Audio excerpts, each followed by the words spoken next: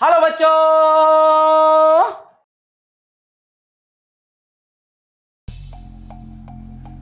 अबे ओ चाचा, क ख ग सुनाओ तो।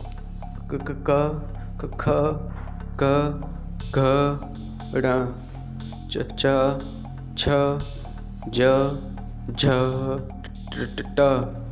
इया इया आएगा च छ ज झ इया। कर दिया ना गलती, गलती की सजा तो भुगतनी पड़ेगी। स्कूल में ठीक से पढ़े होते तो अब ये गलती नहीं होती। पकड़ो बे चचा को, देते हैं इनाम। गलती की सजा तो मिलती है। आप लोग ये गलती मत करना। लेक्चर्स को ऊपर ऊपर से मत देखना, डीप में पढ़ाई करना, सारे नोट्स बनाना, तमीज से पढ़ाई करना, सारे क्वेश्चंस को सॉल्व करना खुद ब खुद, नहीं तो चचा वाली गलती हो जाएगी। तो कैसे हैं आप लोग? आई होप आप सब अच्छे होंगे और मैं भी हूं एकदम भन्नाट। तो चलिए आज के इस लेक्चर को शुरू करते हैं। कॉम्प्लेक्स नंबर का आज हमारा 9th लेक्चर है, लास्ट लेक्चर है। इसमें हम पढ़ेंगे रोटेशन। रोटेशन एक कॉन्सेप्ट होता है कॉम्प्लेक्स नंबर्स में, वो इस लेक्चर में हम देखने वाले हैं। कॉन्सेप्ट ऑफ रोटेशन बहुत ही शानदार कॉन्सेप्ट है और कई बार जेई ने इस कॉन्सेप्ट का यूज करते हुए क्वेश्चंस पूछे हैं। देखिए डिटेल में समझते हैं कि कॉन्सेप्ट ऑफ रोटेशन क्या है।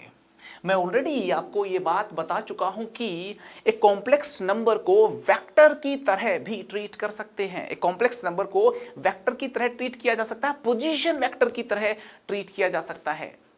आगे बढ़ने से पहले मैं उम्मीद करता हूं कि अभी तक के जितने भी कॉम्प्लेक्स नंबर्स के लेक्चर्स हुए हैं सारे आपने बारीकी के साथ देखे होंगे, नोट्स बनाए होंगे। जो क्वेश्चंस उनमें करवाए गए हैं वो क्वेश्चंस भी आपने तमीज से सॉल्व किए होंगे और जो मैथ्स अभ्यास सीरीज है उसके क्वेश्चंस भी आप सॉल्व करते होंगे। तो इतनी सी मेरी एक्सपेक्टेशन है कि आपने प्रीवियस लेक्चर्स को तमीज से सीखा होगा, सबके नोट्स बनाए होंगे, फॉर्मूला की रिवीजन आप टाइम टू टाइम करते होंगे। अगर नहीं करते हैं तो मैं आपको बताना चाहता हूं कि ये वाला लेक्चर अटेंड करने से पहले अभी तक के जितने नोट्स हैं आप एक बार जरूर रिवाइज कर लें, उसके बाद इस लेक्चर को देखेंगे तो मजा आ जाएगा। ना भी रिवाइज करके देखोगे तो भी समझ में आ जाएगा, लेकिन अगर आप रिवाइज करके देखेंगे तो एकदम भन्नाट मजा तुमको आ जाएगा। ठीक है, तो चलिए शुरुआत करते हैं इस मस्त कॉन्सेप्ट की। कॉन्सेप्ट ऑफ रोटेशन समझते हैं क्या होता है। कॉन्सेप्ट ऑफ रोटेशन समझते हैं। देखिए मैंने बना लिया एक आर्गन्ड प्लेन, ये हमारी रियल एक्सिस है और ये हमारी इमेजिनरी एक्सिस है। ये हमारी रियल एक्सिस है और ये हमारी इमेजिनरी एक्सिस है। ये है ओरिजिन। ठीक है, एक कॉम्प्लेक्स नंबर ले लेता हूं मैं Z1। यहां एक कॉम्प्लेक्स नंबर Z1 ले लेते हैं। Z1 ले लेते हैं। कॉम्प्लेक्स नंबर क्या ले लिया मैंने? Z1 ले लिया। ठीक है, रोटेशन जो कॉन्सेप्ट है ना, इसको मैं स्टेप बाय स्टेप तुमको समझाने की कोशिश करूंगा, केसेस बना बना के तुमको समझाने की कोशिश करूंगा। और ये मैं केस नंबर 1 डिस्कस कर रहा हूं, केस नंबर 1 में डिस्कस कर रहा हूं। ठीक है, केस नंबर 1 क्या है बता रहा हूं। भाई शांति रखिए, देखिए सुनिए पूरी बात को। मेरे पास है कॉम्प्लेक्स नंबर Z1। ठीक है ना, Z1 की जो मॉडुलस है ना उसको मान लेते हैं R है। Z1 की मॉडुलस को R मान लेते हैं और Z1 के आर्ग्यूमेंट को θ1 मान लेते हैं। आर्ग्यूमेंट जो है Z1 का मेरे दोस्तों उसको θ1 मान लेते हैं और मॉडुलस R मान लेते हैं। तो देखिए ओरिजिन से ये जो Z1 पॉइंट है इसका डिस्टेंस होता है मॉडुलस, ये मैंने R मान लिया है। क्या मान लिया है? ये मैंने R मान। ध्यान लगाइए भाई, इंपॉर्टेंट कॉन्सेप्ट है रोटेशन का।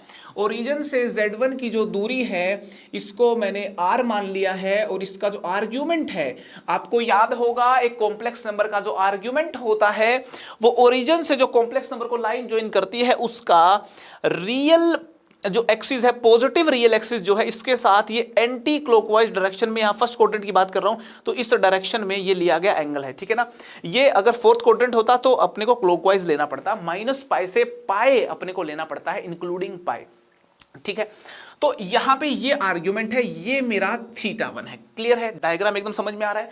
Z1 मैंने एक ऐसा कॉम्प्लेक्स नंबर लिया है जिसकी मॉडुलस R है और आर्ग्यूमेंट उसका θ1 है। ठीक है, अब मेरी रिक्वायरमेंट समझिए क्या है, मेरी रिक्वायरमेंट समझिए क्या है। मैं चाहता हूं इस लाइन को रोटेट करना, मैं चाहता हूं इस लाइन को ओरिजिन के अबाउट रोटेट करना, मैं इस लाइन को ओरिजिन के अबाउट रोटेट करना चाहता हूं। यहां जो रोटेशन हो रहा है, रोटेशन कॉन्सेप्ट क्या है हमारा, कॉन्सेप्ट है रोटेशन।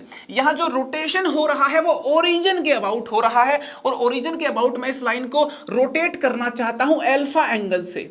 मैं अल्फा एंगल से, ये जो एंगल है, ये जो एंगल है ना, ये जो एंगल है, ये एंगल अल्फा है। मैं चाहता हूं इसको एंटी क्लॉकवाइज रोटेट करना, मैं इसको एंटी क्लॉकवाइज रोटेट करना चाहता हूं अल्फा एंगल से, और अल्फा एंगल से रोटेट करके ये जो Z1 है ना, ये Z1 रोटेट होकर के नई जगह पहुंच चुका है, Z2 बन चुका है।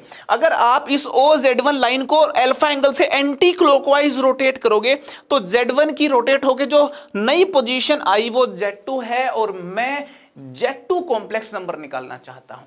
यहां पे ध्यान से सुनने वाली बात है, मैं Z2 कॉम्प्लेक्स नंबर निकालना चाहता हूं, ये मेरी रिक्वायरमेंट है। कॉन्सेप्ट ऑफ रोटेशन हमें यह सिखाता है कि एक कॉम्प्लेक्स नंबर को किसी बिंदु के अबाउट रोटेट जब किया जाए तो नई लोकेशन कैसे निकाली जाती है। तो कॉन्सेप्ट ऑफ रोटेशन में हमें क्या सीखना है भाई, देखिए शांति से सुनिए बात को। कॉन्सेप्ट ऑफ रोटेशन में हमको हमारे कॉम्प्लेक्स नंबर की नई लोकेशन निकालनी होती है, हमारे कॉम्प्लेक्स नंबर की नई लोकेशन निकालनी होती है अगर उसको एक बिंदु के अबाउट रोटेट किया जाए तो। यहां पे मैं बहुत सिंपल पॉइंट के अबाउट रोटेट कर रहा हूं, मैं ओरिजिन के अबाउट रोटेट कर रहा हूं, मैं ओरिजिन के अबाउट रोटेट कर रहा हूं। Z1 को अगर ओरिजिन के अबाउट रोटेट किया गया अल्फा एंगल से तो यहां पे Z2 पहुंच चुका हूं, मैं Z2 पे पहुंच चुका हूं, मुझे Z2 कॉम्प्लेक्स नंबर चाहिए, Z2 पॉइंट के कोऑर्डिनेट चाहिए। ये सीखेंगे हम इस कॉन्सेप्ट ऑफ रोटेशन में। कॉन्सेप्ट ऑफ रोटेशन में हमें क्या सीखना है, एक कॉम्प्लेक्स नंबर को किसी दूसरे पॉइंट के अबाउट, या यूं कहूं दूसरे कॉम्प्लेक्स नंबर के अबाउट रोटेट करना हो तो रोटेट करने के बाद जो नई जगह जहां वो पहुंचेगा उसके मुझे आप कोऑर्डिनेट बता दीजिए, उसके करस्पॉन्डिंग मुझे कॉम्प्लेक्स नंबर बता दीजिए। ये हमको सीखना है कॉन्सेप्ट ऑफ रोटेशन में। और एक बात आप ऑलरेडी जानते होंगे कि जब हम एक एंगल को एंटी क्लॉकवाइज मेजर करते हैं, एंटी क्लॉकवाइज मेजर करते हैं, ये है anti clockwise measurement of angle, ये है anti clockwise measurement of angle, anti clockwise measurement of angle. ये हमको पॉजिटिव लेना होता है, ये हमको पॉजिटिव लेना होता है। और एक है क्लॉकवाइज मेजरमेंट ऑफ एंगल, एक है क्लॉकवाइज मेजरमेंट ऑफ एंगल। अगर अपन एंगल जब क्लॉकवाइज मेजर करते हैं तो इसको नेगेटिव लेना होता है। ट्रिगोनोमेट्री में आपको बता चुका हूं, अगर आपको याद नहीं है तो वापस याद दिला चुका हूं। बात समझ में आ रही क्या नहीं आ रही? अब समझ में आ रहा है क्या भाई? समझ में आना चाहिए, ठीक है। तो मुझे Z1 मालूम है, ये अल्फा एंगल मालूम है। नोन क्या है देखिए, Z1 is known, Z1 known है। मेरा रिक्वायरमेंट समझ, Z1 नोन है, अल्फा मेरा नोन है, अल्फा नोन है। Z2 मुझको फाइंड आउट करना है, Z2 क्या है ये मुझको फाइंड आउट करना है, ठीक है। फाइंड आउट कर लेते हैं। देखिए जो Z2 हुआ ना, Z2 को लिख सकते हैं, Z2 को लिख सकते हैं, Z2 की मॉडुलस, Z2 की मॉडुलस देखिए, Z2 को लिख सकते हैं modulus of Z2 into modulus of Z2 into e की power iota argument of Z2, ये लिख सकते हैं। Z2 कॉम्प्लेक्स नंबर को लिख सकते हैं मॉडुलस Z2 इंटू ई की power iota argument of Z2। कैसे लिखा भाई? अरे यार तुम लोग पोलर फॉर्म और उसके बाद आयलर फॉर्म सीखे हो कि नहीं सीखे हो? तुमको आयलर फॉर्म सिखाया है ना मैंने, तो ये आयलर फॉर्म में लिख दिया। एक कॉम्प्लेक्स नंबर को मैंने आयलर फॉर्म में लिख दिया, मॉडुलस इंटू ई की पावर आयोटा थीटा क्या होता है? आर्ग्यूमेंट होता है Z2 का, ठीक है जी। अब यहाँ पे देखिए, जब आप इसको रोटेट करोगे ना, जब आप इसको रोटेट करोगे, आप ध्यान से देखिए, जब आप इसको रोटेट करोगे तो जो Z1 की जो मॉडुलस है ना R, Z2 की जो मॉडुलस है R वो सेम रहेगी, है ना। जो Z1 की मॉडुलस है R वही मॉडुलस Z2 की रहेगी, क्योंकि आपने इसका सिर्फ रोटेशन किया है। तो जब रोटेशन करते हैं तो यहाँ पे मॉडुलस चेंज नहीं होगी, करेक्ट है जी। तो Z1 की मॉडुलस जो है वो R है, Z2 की मॉडुलस भी क्या है हमारी? R है। तो यहाँ पे लिख देता हूं मैं Z2 is equal to mode Z2 कितनी है? मोड Z2 हमारी R है, R इंटू मोड Z2 कितनी है? R है, R इंटू ये जो e की पावर आयोटा में आर्ग्यूमेंट ऑफ Z2 है, Z2 का आर्ग्यूमेंट देखिए, आर्ग्यूमेंट होता है पॉजिटिव रियल के साथ बना हुआ एंगल, ये हमारा क्या है, ये हमारा है Z2 का आर्ग्यूमेंट, और ये होगा थीटा 1 प्लस एल्फा, क्या होगा theta 1 plus alpha, theta 1 plus alpha, क्या होगा थीटा 1 प्लस एल्फा। Z2 का जो आर्ग्यूमेंट है, Z2 का जो आर्ग्यूमेंट है वो पॉजिटिव रियल के साथ बना हुआ OZ2 लाइन का एंगल होगा, ये होगा alpha plus theta 1, alpha plus theta 1 लिख दिया। तो Z2 मेरे को निकालना है, वो होगा R इंटू ई की power iota theta 1 plus alpha को लिख दिया, ई की power iota theta 1 into e की पावर आयोटा एल्फा, कैसे लिख दिया, ई की power iota theta 1 plus alpha को लिख दिया मैंने, ई की power iota theta 1 into e की पावर आयोटा एल्फा। अब यहां से देखिए एक बात नोटिस करने वाली है, एक बात नोटिस करने वाली है कि ये जो क्वांटिटी है ना, ये वाली क्वांटिटी, इस क्वांटिटी पे गौर फरमाइए, इस क्वांटिटी पे गौर फरमाइए। आप गौर फरमाएंगे तो आपको मालूम चल जाएगा ये क्वांटिटी हमारी Z1 है, ये क्वांटिटी हमारी क्या है, Z1 है। क्यों है ये Z1? आप एक बात बताओ यार, जो Z1 कॉम्प्लेक्स नंबर है ना, Z1 कॉम्प्लेक्स नंबर क्या है, जो Z1 कॉम्प्लेक्स नंबर, इसकी मॉडुलस R इंटू ई की पावर आयोटा, इसका आर्ग्यूमेंट कितना है, थीटा 1। तो Z1 कॉम्प्लेक्स नंबर मेरा R इंटू ई की पावर आयोटा थीटा 1 है, R इंटू, यहाँ पे देखिए आपको बुद्धि लगानी पड़ेगी, आपको पूरी इन्वॉल्व होकर के बातें सीखनी पड़ेंगी, तब जाके आप बात सीख पाओगे। कॉम्प्लेक्स नंबर का बेहतरीन टॉपिक, बहुत काम आने वाला टॉपिक है। आप अपना दिमाग पूरा का पूरा यहाँ पे कॉन्सेंट्रेट कीजिए, इन्वॉल्व कीजिए, और तुमको बोल रहा हूँ तुम ध्यान से नहीं देख रहे हो बेटा, तुम इधर देखो, ठीक है ना। तो R इंटू ई की पावर आयोटा थीटा 1, ये जो है ये हो जाएगा हमारा Z1, क्या हो जाएगा Z1। तो Z2 हमको मिला, Z1 इंटू ई की पावर आयोटा एल्फा, क्या मिला, Z2 equal to Z1 into e की पावर आयोटा एल्फा। यहाँ पे समझने वाली बात ये है, निकालना चाहते थे Z1, निकालना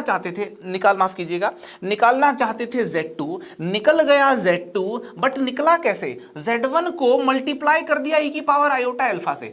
Z1 को अगर आप मल्टीप्लाई कर दो ई की पावर आयोटा एल्फा से तो क्या मिल गया, Z2 मिल गया। ये तो बड़ी शानदार बात है, Z2 मिल गया है। निकालना क्या चाहते थे, Z2 निकालना चाहते थे, और Z2 हमको मिल भी गया है, Z2 हमको मिल भी गया है। आइए इस पूरी बात को थोड़ा सा और बारीकी से समझने के प्रयास करते हैं।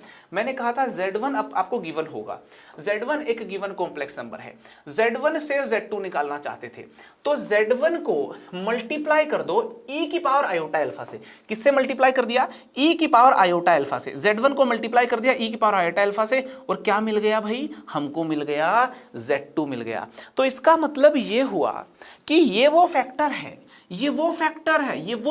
है जो किसी कॉम्प्लेक्स नंबर के साथ मल्टीप्लाई कर दो तो ये कॉम्प्लेक्स नंबर रोटेट हो जाता है by an angle of alpha. ये बात समझ में आनी चाहिए आपको। ये वो फैक्टर है जो कॉम्प्लेक्स नंबर को रोटेट कर देता है। इस फैक्टर ने Z1 से जैसे ही मल्टीप्लाई करा, मल्टीप्लाई होकर के Z1 रोटेट हो गया और पहुंच गया कहां पे, Z2 पे पहुंच गया। तो इस पूरे रोटेशन कॉन्सेप्ट जो है वो e की पावर आयोटा एल्फा इस फैक्टर पे आधारित है। आपको यह समझना होगा कि एक कोई कॉम्प्लेक्स नंबर को, ध्यान से सुनना, एक कोई कॉम्प्लेक्स नंबर को e की पावर आयोटा एल्फा से मल्टीप्लाई कर दोगे तो वो एल्फा एंगल से रोटेट हो जाएगा और पहुंच जाएगा अपनी नई लोकेशन पे, और वो नई लोकेशन निकाली जा सकती है। तो e की पावर आयोटा एल्फा को मैं रोटेटिंग फैक्टर बोलता हूं। ये जो फैक्टर है ना, ये है रोटेटिंग फैक्टर। इस फैक्टर की वजह से कॉम्प्लेक्स नंबर रोटेट हो जाता है। ये है रोटेटिंग फैक्टर। e की पावर आयोटा एल्फा क्या है, रोटेटिंग फैक्टर, ठीक है। केस नंबर 1 लिया है मैंने, जब ओरिजिन के अबाउट रोटेशन करना हो। केस नंबर 1 का मीनिंग है कि rotation is about the origin, rotation is about 0,0, ठीक है। और दूसरी चीज ये समझनी है कि Z1 और Z2 का जो मोड है, वो सेम लिया था मैंने, ठीक है ना। Z1 और Z2 का मोड सेम लिया था मैंने, इस कॉम्प्लेक्स नंबर का मॉडुलस सेम रखते हुए रोटेट किया है मैंने। बात समझ में आ रही है आपको। ऐसा अगर घटनाक्रम कहीं देखने को मिल जाए तुमको, अबे समझ में आ रही है क्या भैया, कालीन भैया की बातें तो एकदम दिमाग में जाती हैं, समझ में आनी चाहिए। समझ में आ रही है ना। तो जो Z2 मिलेगा अपने को, Z2 मिलेगा वो Z1 को मल्टीप्लाई कर दो e की पावर आयोटा अल्फा। ये वो बदमाश चीज है, ये वो बेहतरीन बदमाश चीज है e की पावर आयोटा अल्फा, जो एक कॉम्प्लेक्स नंबर को पहुंचा देगी पाताल लोक से किसी दूसरे लोक में रोटेट करते करते करते करते। बात समझ में आ रही है ना? Z1 को मल्टीप्लाई कर दो e की पावर आयोटा अल्फा से पहुंच जाओगे Z2 पे।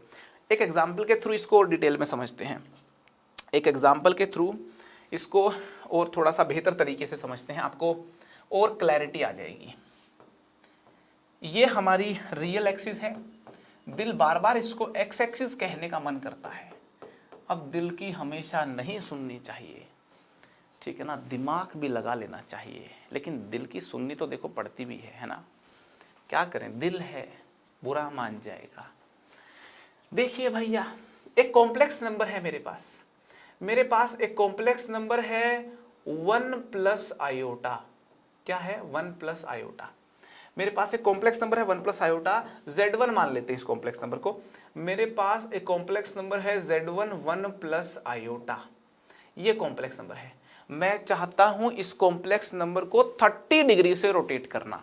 मैं चाहता हूं इस कॉम्प्लेक्स नंबर को ओरिजिन के अबाउट 30 डिग्री से रोटेट करना। 30 डिग्री बोले तो π/6 रेडियंस। कितने एंगल से रोटेट करना चाहता हूं? मैं इसको π/6 रेडियन से रोटेट करना चाहता हूं और मैं पहुंचना चाहता हूं दूसरी लोकेशन Z2 पे। मैं इसको π/6 रेडियन से एंटी क्लॉकवाइज रोटेट करना चाहता हूं। तो एंटी क्लॉकवाइज रोटेट करोगे तो पॉजिटिव एंगल हो गया, ठीक है। तो Z2 अपने को कितना मिलेगा? Z1 को यों का यों कॉपी मारे आप, और रोटेटिंग फैक्टर कितना है? e की पावर आयोटा π/6। Z1 को अगर आप इस बदमाश बेहतरीन फैक्टर से अगर मल्टीप्लाई कर दोगे तो आप Z2 पे पहुंच जाओगे। तो Z2 हो गया हमारा, Z1 कितना है? 1 plus iota, Z1 1 plus iota into e की पावर आयोटा π/6, है ना। e की पावर आयोटा π/6 होता है cos π/6 प्लस आयोटा साइन π/6, ठीक है जी। तो Z2 हो गया 1 प्लस आयोटा कोस π/6 होता है √3/2, साइन π/6 होता है 1/2, ठीक है। 1/2 को मैंने ले लिया कॉमन, √3 प्लस आयोटा और 1 प्लस आयोटा को मल्टीप्लाई करेंगे तो हो जाएगा √3 प्लस √3 आयोटा प्लस आयोटा -1। यहाँ से अपने को मिला है 1/2 इंटू, यहाँ से देखिए √3 -1 आ गया और यहाँ से आयोटा कॉमन होकर के √3 प्लस 1 आ गया, ठीक है। तो ये नया कॉम्प्लेक्स नंबर है, ये नया कॉम्प्लेक्स नंबर है जो हमको मिल गया है। Z2 के कोऑर्डिनेट्स हमको मिल गए हैं। Z2 के जो कोऑर्डिनेट्स आए हैं वो कितने आए हैं? 1/2 इंटू √3 -1 प्लस √3 प्लस 1 आयोटा। बात समझ में आ रही है?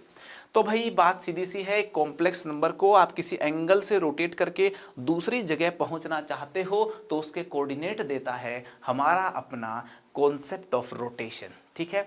ये फिजिक्स वाला रोटेशनल मोशन नहीं है मोमेंट ऑफ इनर्शिया नहीं पढ़ेंगे यहाँ पे अपन, ठीक है ना। ये कॉन्सेप्ट ऑफ रोटेशन है, कॉम्प्लेक्स नंबर में पढ़ाया जाता है आपको, ठीक है। चलिए, तो ओरिजिन के अबाउट अपने को अगर कॉम्प्लेक्स नंबर ओरिजिन के अबाउट अगर अपने को कॉम्प्लेक्स नंबर रोटेट करके बिना मॉडुलस चेंज किए हुए नई जगह पहुंचना है तो आप पहुंच सकते हैं, ठीक है। अब केस नंबर 2 देखते हैं। अभी देखते हैं केस नंबर 2। केस नंबर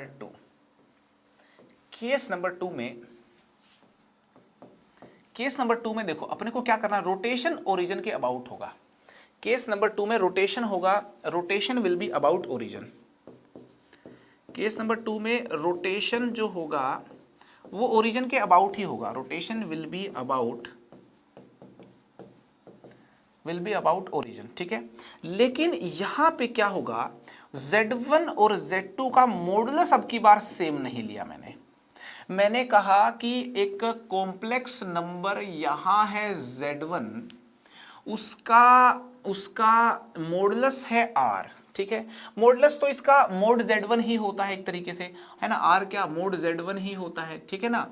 और इसको क्या करना है, इसको अल्फा एंगल से रोटेट भी करना है, रोटेट करके के बाद इसको एक्सटेंड भी करना है और यहां पहुंच जाना है दूसरी जगह पे। कितनी दूर है ये जगह ओरिजिन से? मोड Z2 डिस्टेंस की दूरी पे है। तो बताइए कि Z1 से अल्फा एंगल रोटेट करके मोड Z2 दूरी पे ये जो Z2 कॉम्प्लेक्स नंबर है यहां तक कैसे पहुंचा जाए। बिल्कुल जैसे केस 1 की थ्योरी का इस्तेमाल करते हुए, केस 1 की थ्योरी को स्मार्टली इस्तेमाल करते हुए यहां Z2 निकाल के दिखाऊंगा मैं। केस 1 बड़ा फंडामेंटल रूल है, केस 1 पे ध्यान अगर आप लगा लोगे, केस 1 अगर आपने समझ लिया तो केस 2 में ये Z2 कॉम्प्लेक्स नंबर कैसे निकालना है इजीली आपको समझ में आ जाएगा। तो यहां सबसे पहले तो कमेंट बॉक्स में कमेंट करके मुझे बताएं क्या आपको केस 1 समझ में आ गया है क्या। केस 1 की थ्योरी पूरी सीखने के बाद ही केस 2 आप देखें। सबको कमेंट करके बताना जरूरी है कि क्या आपको केस 1 समझ में आ गया है या नहीं। भन्नाटली बात समझ में आ रही है। तो यहां पे देखिए, मैं आपको बता चुका हूं कि एक कॉम्प्लेक्स नंबर को एक वेक्टर की तरह ट्रीट कर सकते हैं। तो ये जो कॉम्प्लेक्स नंबर Z1 है इसको Z1 वेक्टर की तरह ट्रीट करेंगे तो ये वेक्टर हो जाएगा आपका Z1 वेक्टर। क्या हो जाएगा? Z1 vector. और ये वेक्टर हो जाएगा आपका Z2 वेक्टर। यहाँ पे Z1 वेक्टर और Z2 वेक्टर का जो मैग्नीट्यूड है, Z1 वेक्टर और Z2 वेक्टर का जो मैग्नीट्यूड है वो सेम नहीं है, ठीक है। लेकिन मुझे एक बात बताइए, क्या इस डायरेक्शन में एक यूनिट वेक्टर भी होगा क्या? बिल्कुल होगा। तो ये जो यूनिट वेक्टर है, ये जो यूनिट वेक्टर है वो बताइए कौन सा होगा? तो मैं कहूंगा ये जो यूनिट वेक्टर है वो होगा एक वेक्टर को अपने मैग्नीट्यूड से डिवाइड कर दें, एक वेक्टर को अपने मैग्नीट्यूड से डिवाइड कर दें तो वो यूनिट वेक्टर हो जाता है। तो ये हो गया यूनिट वेक्टर। मैं कहूंगा कि इस डायरेक्शन में यूनिट वेक्टर कौन सा है भाई? इस डायरेक्शन में जो यूनिट वेक्टर है वो है Z2, वो है Z2 अपॉन मोड Z2। एक Z2 वेक्टर को अगर मोड Z2 से डिवाइड कर देंगे तो क्या आ जाएगा? यूनिट वेक्टर आ जाएगा। आई होप इतना आपको मालूम होगा। एक वेक्टर को अपने मैग्नीट्यूड से डिवाइड कर दे, बता देता हूं आपको, एक वेक्टर को अपने ही मैग्नीट्यूड से डिवाइड कर दें तो यूनिट वेक्टर आ जाता है। क्या आ जाता है? ए कैप आ जाता है, यूनिट वेक्टर आ जाता है। तो यहां पे मैंने दो यूनिट वेक्टर निकाल लिए हैं। अब दो यूनिट वेक्टर जब निकल गए हैं, दोनों की मॉडुलस सेम हो गई है। ध्यान दीजिएगा, दोनों की जब मॉडुलस सेम हो गई है तो केस नंबर 1 बन चुका है। अब मैं इस वेक्टर को e की पावर आयोटा अल्फा से मल्टीप्लाई करूंगा। अब मैं मेरे रोटेटिंग फैक्टर से मल्टीप्लाई करूंगा और पहुंच जाऊंगा यहां पे। तो मैं इस वाले यूनिट वेक्टर को e की पावर आयोटा अल्फा से मल्टीप्लाई करोगे तो पहुंच जाओगे दूसरे यूनिट वेक्टर पे। इस यूनिट वेक्टर को e की पावर आयोटा अल्फा से मल्टीप्लाई करोगे तो दूसरे unit vector Z2 by mode Z2 पे आप पहुंच जाओगे। लेकिन मेरा उद्देश्य यहां पे यूनिट वेक्टर निकालना नहीं है, मेरा उद्देश्य यहां पे Z2 निकालना है। घबराइए नहीं, Z2 आपको निकाल के दिखा रहे हैं। Z2 जो होगा वो क्या होगा? देखिए, जो Z2 होगा वो क्या होगा? मोड Z2 को इधर लेकर के गए, मोड Z2 को इधर लेकर के गए तो mode Z2 by mode Z1 into, यहां पे देखिए mode Z2 by mode Z1 into Z1 into e की पावर आयोटा अल्फा। ये हो गया Z2 निकालने का फॉर्मूला। ये हो गया Z2 निकालने का फॉर्मूला। जब हमारे कॉम्प्लेक्स नंबर्स की ओरिजिन से दूरी बराबर ना हो, दोनों की मोड सेम ना हो, फिर अगर रोटेट करके ये आगे भी मूव कर रहा है या पीछे आ रहा है, उस केस में देखिए पिछली बार जो फॉर्मूला था ना, जो पिछला केस था उसका फॉर्मूला ये था, ध्यान से देखना जरा, ये पिछले केस का फॉर्मूला था, है ना, Z2 equal to Z1 into e की पावर आयोटा अल्फा। ये फॉर्मूला तब एप्लीकेबल है जब Z1 और Z2 के मोड जो है बराबर हों। लेकिन दोनों के मोड बराबर ना हो तो फिर कौन सा फॉर्मूला आ जाएगा? Mode Z2 by mode Z1, ये एक्स्ट्रा टर्म आ जाएगी यहाँ पे। बात समझ में आ रही है आप लोगों को? तो आई होप आपको केस नंबर 2 एकदम क्लियर होगा। अब मूव करते हैं थर्ड केस की तरफ और सबसे जनरल केस की तरफ। थर्ड एंड सबसे जनरल केस कंसिडर करते हैं। Case number 3, case number 3, general case. 3 case में पूरी बात समझी जा सकती है। केस नंबर 3 का कहना है, केस नंबर 3 का यह कहना है कि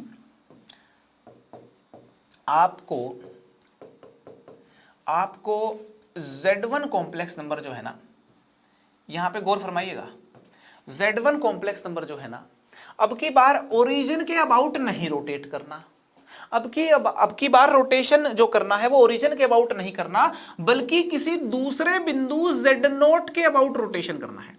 आपको ये जो कॉम्प्लेक्स नंबर है, ये जो वेक्टर है, इस वेक्टर को रोटेट करना है z0 के अबाउट, ठीक है ना, रोटेट करना है z0 के अबाउट, और उसके बाद इसको एक्सटेंड भी कर देना है और इसको पहुंचा देना है, इसको पहुंचा देना है इस पोजीशन के ऊपर, z2 पोजीशन के ऊपर।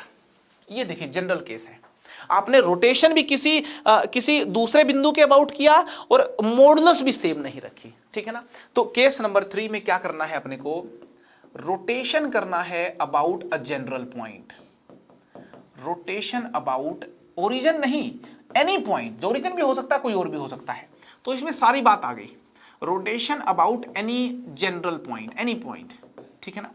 और ये भी जरूरी नहीं है कि मॉडुलस सेम रहे, ठीक है ना, while rotation modulus is also not same, ठीक है ना, तो सेम हो भी सकता है और सेम हो भी सकता है और ना हो, ऐसा भी हो सकता है, ठीक है ना, मतलब मॉडुलस सेम होना जरूरी नहीं है।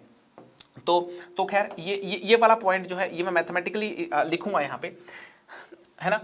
अब मुझे एक बात बताओ, इसको रोटेट करना है, इसको रोटेट करना है अल्फा एंगल से, इसको रोटेट करना है अल्फा एंगल से, और उसके बाद जो है ना रोटेट करते, इसको डायरेक्टली रोटेट करते तो यहां पहुंचते आप, है ना, यहां पहुंचते, लेकिन इसको एक्सटेंड भी कर देना है। चलिए जी कर देंगे एक्सटेंड, कोई दिक्कत नहीं है।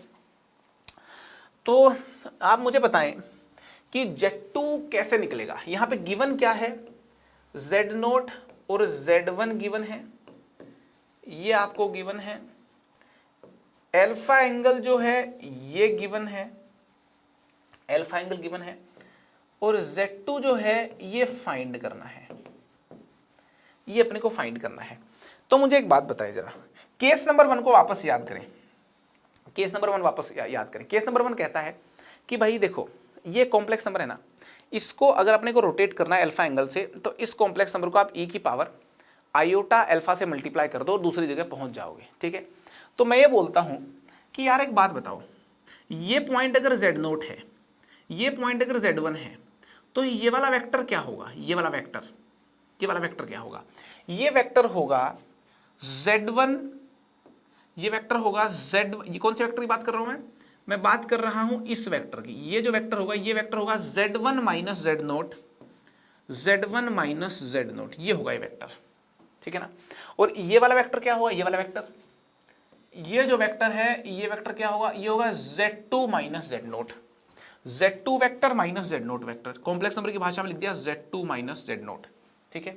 अब आप बोलेंगे यार ऐसा कैसे लिख दिया आपने, ऐसा लिख दिया यार अपन ने, क्यों लिख दिया, क्योंकि यार एक फॉर्मूला होता है, कौन सा फॉर्मूला होता है, अरे फॉर्मूला कौन सा होता है, वेक्टर्स में आपको मालूम होगा, वेक्टर्स में एक फॉर्मूला होता है कि अगर एक पॉइंट ए है, उसका पोजीशन वेक्टर ए वेक्टर है, और एक पॉइंट बी है, इसका पोजीशन वेक्टर बी वेक्टर है, आप अगर ये ए बी वेक्टर निकालना चाहते हैं, आप अगर ये ए बी वेक्टर निकालना चाहते हैं, तो position vector of B minus position vector of A कर दीजिए, B vector minus A vector आ जाएगा, क्या आ जाएगा, B vector minus A vector आ जाएगा। ये जो ए बी वेक्टर है ये B vector minus A vector आ जाएगा, ए बी वेक्टर, बात समझ में आ रही है। तो ये फॉर्मूला लगा दिया मैंने, position vector of this point minus position vector of this point, ये वेक्टर आ गया, तो Z1 माइनस Z0 आ गया, ठीक है। ये कैसे आया, position vector of Z2 minus position vector of Z0, ठीक है ना, Z2 माइनस Z0 आ गया, ठीक है। अब यहाँ पे पूरे वेक्टर आ चुके हैं। अब मेरे को बताइए अगर इस डायरेक्शन में यूनिट वेक्टर निकालना हो, तो यूनिट वेक्टर निकालना हो तो ये जो वेक्टर Z1 माइनस Z0 है, इसको इसके मॉडुलस से कर देता हूं डिवाइड, इसको इसके मॉडुलस से कर दिया डिवाइड, ये वेक्टर है इसको इसके मॉडुलस से डिवाइड कर दिया, तो इस डायरेक्शन में यूनिट वेक्टर मिल गया। और इस डायरेक्शन में यूनिट वेक्टर चाहिए, इस डायरेक्शन में यूनिट वेक्टर चाहिए, तो ये जो वेक्टर आया है, ये जो वेक्टर आया है, इसको डिवाइड कर देता हूं इसके मॉडुलस से, तो अपने को ये वाला वेक्टर मिल गया, ठीक है। अब देखिए सेम मॉडुलस से सेम मॉडुलस में जाना हो तो केस नंबर 1 को याद कीजिए, केस नंबर 1 को याद कीजिए आप। अगर मैं इस वेक्टर को e की पावर आयोटा अल्फा से मल्टीप्लाई कर दूं, इस वाले वेक्टर को, ये तो यूनिट वेक्टर है, इसको e की पावर आयोटा अल्फा से मल्टीप्लाई कर दूं तो पहुंच जाऊंगा यहां पे। तो ये एकदम भन्नाट फॉर्मूला बन चुका है, ये एकदम भन्नाट फॉर्मूला बन चुका है। इस फॉर्मूला का प्रयोग करके आप निकाल सकते हो Z2। मेरा मेन एम क्या था? मेरा मेन एम था Z2 फाइंड आउट करना। क्या फाइंड आउट करना? Z2 फाइंड आउट करना। और इस फॉर्मूला से अपन Z2 फाइंड आउट कर सकते हैं। आप बोलेंगे जी कैसे कर सकते हैं? अबे कर सकते हो यार, क्यों नहीं कर सकते? देखिए इस मॉडुलस को लेकर के जाओ इधर आप, ठीक है? तो ये हो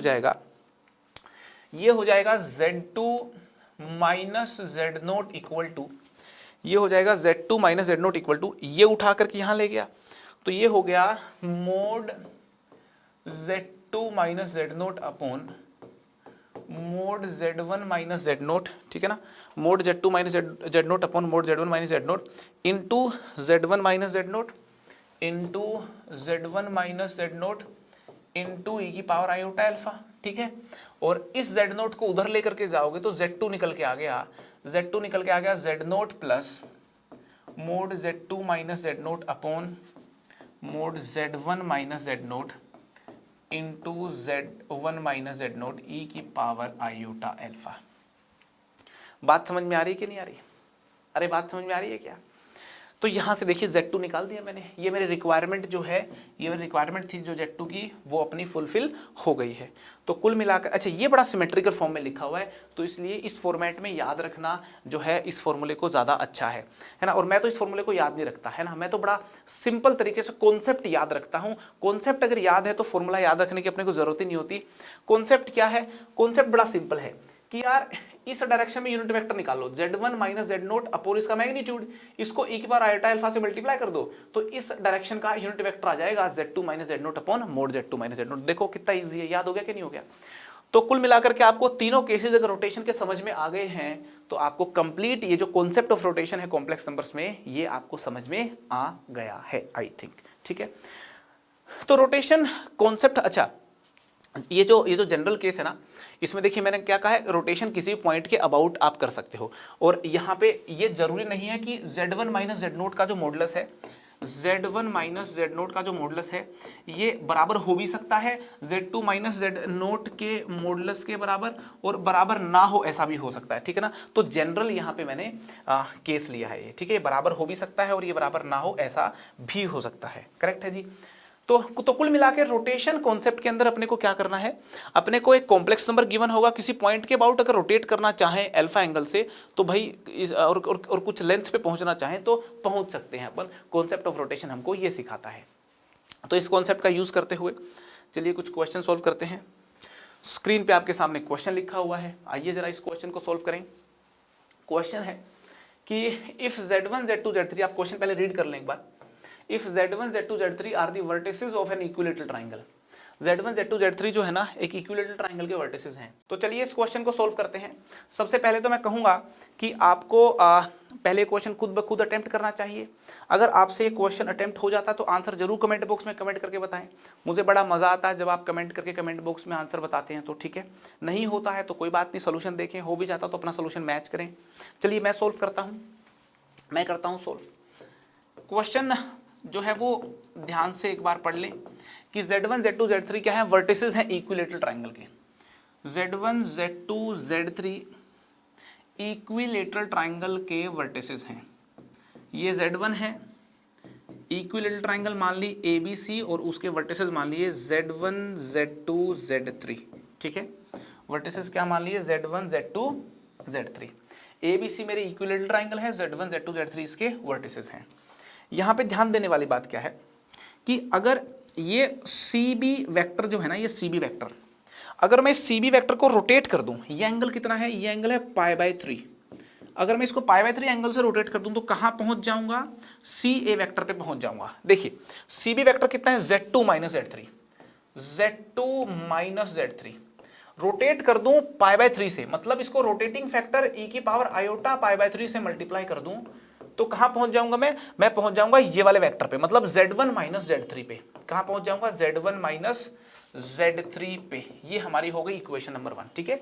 इस वेक्टर को रोटेट कर दें तो π/3 से, तो आप इस वेक्टर पे पहुंच जाएंगे और दोनों की मॉडुलस सेम है। मॉडुलस क्या है, दोनों की सेम है, तो सीधा रोटेटिंग फैक्टर से मल्टीप्लाई कीजिए एक वेक्टर को और दूसरे वेक्टर पे आप पहुंच जाएंगे, ठीक है। अब यहां पे देखिए, गौर फरमाइएगा, अब यहां पे गौर फरमाइएगा। अब मैंने क्या किया, अब मैंने ये देखा ये वाला वेक्टर देखा, कौन सा वेक्टर देखा, सी ए वेक्टर, और इसको रोटेट कर दिया यूं प्रकार से, यहां पे भी एंटी क्लॉकवाइज रोटेशन है और यहां पे भी एंटी क्लॉकवाइज रोटेशन है, इसलिए एंगल मैंने पॉजिटिव लिया है। अगर मैं इसको Z3 माइनस Z1 को π/3 से एंटी क्लॉकवाइज रोटेट कर दूं, मतलब e की पावर आयोटा π/3 रोटेटिंग फैक्टर से मल्टीप्लाई कर दूं, तो कहां पहुंच जाऊंगा, मैं पहुंच जाऊंगा यहां पे पहुंच जाऊंगा, Z2 माइनस Z1 पे पहुंच जाऊंगा, Z2 माइनस Z1 पे पहुंच जाऊंगा। ये हो गई हमारी इक्वेशन नंबर 2। ठीक है, एक बार इसको रोटेट कर दो यहाँ पे, फिर इसको रोटेट करके यहाँ पे पूरी इक्विलेटरल ट्रायंगल बना दी मैंने। दो एंगल्स का इस्तेमाल कर दिया, तीसरा तो ऑटोमेटिकली π/3 होगा ही, तीसरा इस्तेमाल में तो आ ही गया। अरे बात समझ में आ रही कि नहीं आ रही? ठीक है, अब दोनों को डिवाइड कर दो, डिवाइड इक्वेशन 1 एंड इक्वेशन 2। मैंने क्या कर दिया, इक्वेशन 1 को डिवाइड कर दिया इक्वेशन 2 से। ठीक है, तो जब डिवाइड करोगे तो लेफ्ट हैंड साइड कितनी हो गई, Z1 minus Z3 upon Z2 minus Z1। Right side कितनी हो गई, ये तो कैंसिल हो गए आपस में, ये आपस में कैंसिल हो गए, तो हो गई Z2 minus Z3 upon Z3 minus Z1। ठीक है, मल्टीप्लाई करते हैं Z1 माइनस Z3 और Z3 माइनस Z1 को मल्टीप्लाई करोगे तो क्या हो जाएगा, Z1 Z3 minus Z3 square minus Z1 square plus Z1 Z3 equal to, इनका क्रॉस मल्टीप्लीकेशन करोगे Z2 square minus Z1 Z2 minus Z2 Z3 plus Z1 Z3 plus Z1 Z3 दोनों तरफ से कैंसिल कर दिए मैंने। ठीक है, सारी जो स्क्वायर वाली टर्म्स है उनको राइट में शिफ्ट कर लो और माइनस वाली टर्म्स है इनको यहाँ पे Z1 Z2 Z2 Z3 इनको लेफ्ट में शिफ्ट कर लो, तो आपको क्या मिल जाएगा, आपको मिल जाएगा Z1 square plus Z2 square plus Z3 square is equal to Z1 Z2 plus Z2 Z3 plus Z3 Z1। Proof क्या करने के लिए बोला था, यही चीज प्रूफ करने के लिए बोली थी। आई होप आपको बात समझ में आ गई होगी। ठीक है जी, तो ये हो गया हमारा proof, hence proofed. Lallu concept नहीं है, तमीज से आपको सीखना पड़ेगा। लल्लू कॉन्सेप्ट नहीं है, तमीज से आपको सीखना पड़ेगा। कोई भी काम करें शिद्दत से करें, कॉन्सेप्ट रोटेशन का एकदम शिद्दत से समझें। और ये देखिए, अपन ने किसी जमाने में आईआईटी में आया हुआ सवाल है, काफ़ी पहले आया था, अब तो बहुत सारी किताबों में मिल जाएगा, ये सारी किताबों में ही मिल जाएगा। ठीक है, पुराने जमाने का आईआईटी का सवाल है। देखिए, कॉन्सेप्ट ऑफ रोटेशन का इस्तेमाल करते हुए प्रूव किया है मैंने। इक्विलेटरल ट्राइंगल हमें गिवन थी। ठीक है, इस क्वेश्चन में कैसे मैंने रोटेशन के कॉन्सेप्ट का इस्तेमाल किया है, बार बार बारीकी से समझने का प्रयास करें, कॉन्सेप्ट ऑफ रोटेशन आपको समझ में आ जाएगा। ठीक है जी, मूव करते हैं आगे। नेक्स्ट क्वेश्चन स्क्रीन पे आपके सामने है। ये क्वेश्चन मैं आपको होमवर्क में दे रहा हूं, जरूर इसको अटेम्प्ट करें, कमेंट बॉक्स में कमेंट करें। नेक्स्ट टाइम पे मैं इसको लास्ट में डिस्कस करूंगा, इसका डिस्कशन होगा in the last of the lecture, in the last of next lecture के लास्ट में इस क्वेश्चन को डेफिनेटली मैं डिस्कस करूंगा। और अगर किसी ने बढ़िया सॉल्यूशन भेज दिया मेरे को, तो उसकी जो कमेंट्स हैं उनकी कमेंट्स को मैं डिस्कस करूंगा। अच्छी कोई कमेंट होगी तो उसको अप्रिशिएट भी लेक्चर में किया जाएगा। तो जरूर अपने आंसर को, अपने सॉल्यूशन को कमेंट करें, है ना, कम से कम आंसर तो जरूर कमेंट करें ही करें। ठीक है, और अगली बार सवाल जवाब सेक्शन भी होगा। नेक्स्ट लेक्चर में सवाल जवाब सेक्शन जो हमारा है, हमने जो शुरू किया था वो भी वापस आ रहा है। सवाल जवाबों का सिलसिला नेक्स्ट लेक्चर में होगा। आप कोई भी सवाल मुझसे पूछ सकते हैं। अभी तक जो भी सवाल आपने लेक्चर्स में कमेंट करके पूछे हैं, उनके जवाब मैं आपको नेक्स्ट लेक्चर में 1 बाय 1 करके जल्दी जल्दी दे दूंगा। तो आई होप आपको कॉम्प्लेक्स नंबर्स में मज़ा आया होगा, और कॉम्प्लेक्स नंबर्स की खूबसूरत सी माया को आप सीख पाए होंगे। सारे लेक्चर्स अगर आप अच्छे से तमीज़ से देखते हैं तो मुझे लगता है कॉम्प्लेक्स नंबर्स आपको डिटेल में समझ में आ जाएगा। ठीक है, कॉम्प्लेक्स नंबर में लोकस नाम का एक कॉन्सेप्ट होता है।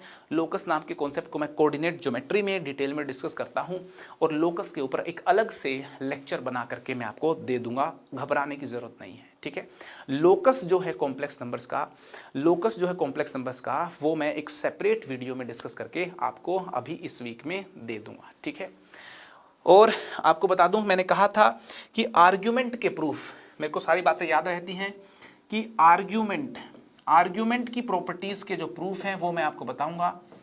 आर्ग्यूमेंट की जो प्रॉपर्टीज हैं उनके proof of argument properties, argument की जो प्रॉपर्टीज हैं उनके प्रूफ मैंने आपको बताने के लिए कहे थे। मैं आपसे गुजारिश करता हूं कि सबसे पहले आप खुद अटेम्प्ट करें, सेल्फ अटेम्प्ट करें, आप उनको सेल्फ अटेम्प्ट करें आर्ग्यूमेंट की प्रॉपर्टीज के प्रूफ को, क्योंकि आप आयलर फॉर्म पढ़ चुके हैं। एक कॉम्प्लेक्स नंबर की आयलर फॉर्म का इस्तेमाल करते हुए आप आर्ग्यूमेंट की प्रॉपर्टीज के प्रूफ को सेल्फ अटेम्प्ट करें।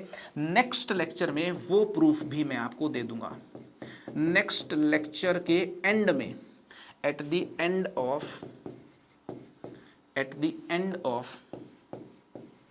नेक्स्ट लेक्चर आपको आर्ग्यूमेंट की प्रॉपर्टीज के प्रूफ का मैंने वादा किया था वो भी आपको करवा दूंगा, और इस प्रकार से मैं अपने सारे वादे कंप्लीट कर दूंगा और कॉम्प्लेक्स नंबर चैप्टर आपका खत्म हो गया है, हो जाएगा। बात समझ में आ रही कि नहीं आ रही? तो चलिए इसी के साथ आज हम चलते हैं, हमारे चलने का वक्त हो चला है। एक लंबी सी मुस्कान के साथ हंसते हंसते हमें जाना होगा।